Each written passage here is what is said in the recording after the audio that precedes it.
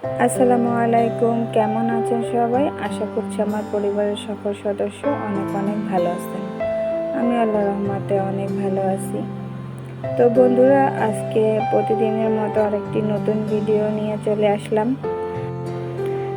ঈদের পর বিয়ে দাওয়াত পেয়েছিলাম একটা, তো সেখানে দাওয়াত খেতে গিয়েছিলাম আমি আর আমার হাজব্যান্ড আর আমার মেয়ে।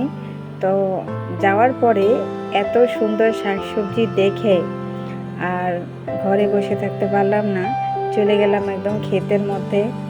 আমার হাজব্যান্ডের বন্ধুর বিয়ে ছিল, তো সেখানে যাওয়ার পরে ওদের বাড়ির সামনে এরকমের ওর বাবা মা এরকম কি সুন্দর করে শাকসবজি লাগিয়েছে। এটা হচ্ছে মোবাইলে তোলা, কিন্তু সামনাসামনি দেখতে আরও বেশি সুন্দর। সামনে যে দেখতে পাচ্ছেন সবুজ অংশটা, ওটা সম্পূর্ণটা হচ্ছে ডাঁটার শাক লাগানো। এত সুন্দর হেলদি শাক হয়েছে, মনে হচ্ছিল কাঁচাই খেয়ে ফেলি। আমার হাজব্যান্ড বেগুন খুব পছন্দের একটা সবজি, উনি বেগুন ভর্তা তারপরে বেগুন ভাজি খুব ভালোবাসেন খেতে। তো সেই জন্যই নিজের হাতে তুলছিল, আন্টি বলছিল যে তুলে দিবে। তো আমি বললাম যে না আন্টি, আমরা তুলি একটু নিজেরা, আর একটু ভিডিও বানাবো আমি। তাই নিজে ও তুলতেছিল, আমি ভিডিও করতেছিলাম সাইডে বসে। আর মাঝখানে যে জায়গাটা আছে ওইখানটাতে পালং শাক লাগিয়েছে ওনারা, সিম গাছ, লাউ গাছ।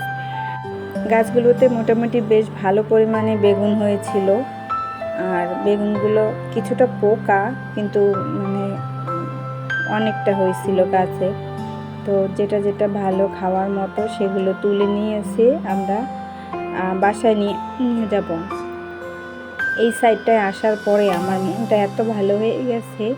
ওদের বাড়ির ঠিক পাশেই হচ্ছে এরকম একটা ফাঁকা জায়গা, শহরের খুব কাছাকাছি জায়গাটা, কিন্তু এত সুন্দর নিরিবিলি নির্জন পরিবেশ, মনে হচ্ছে আমরা কোথাও জঙ্গলের মধ্যে আছি সেরকম লাগতেছিল।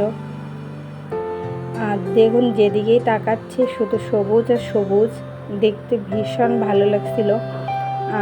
যে আমার হাজব্যান্ডের বন্ধু, ওদের বাড়িতে কিন্তু প্রচুর পরিমাণে খেজুর গাছ, বাড়ির পিছনেও আছে সামনের দিকেও আছে। এবছর ওনারা আমাদেরকে খেজুরের রস দিয়েছিল, তো এই গাছ থেকে দেওয়া হয়েছিল খেজুরের রস। এখানে 2-3টা আছে, পিছনে আরও বেশি আছে বাড়ির।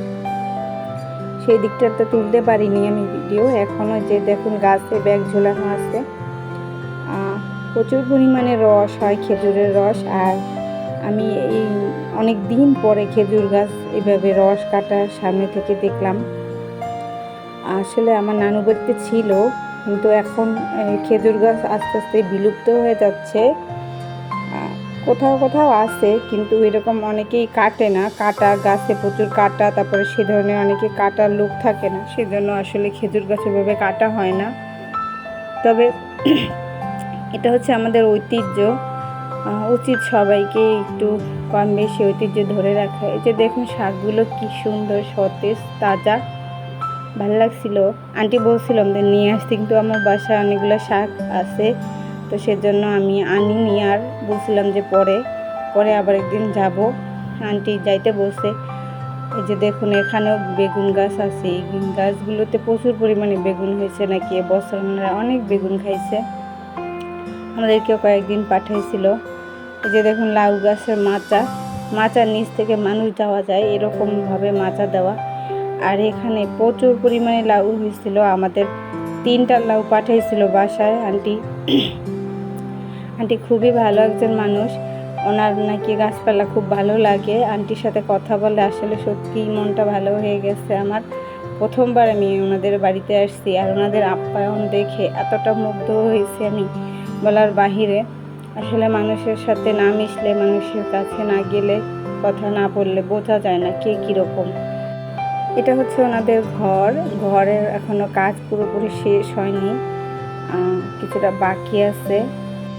আমরা গিয়েছিলাম বৌভাতে, ওইভাবে বড় করে বৌভাতে অনুষ্ঠান হয়নি, ঘরোয়াভাবে হয়েছিল, তাই আমাদেরকে দাওয়াত করছিল, আমরা গিয়েছিলাম।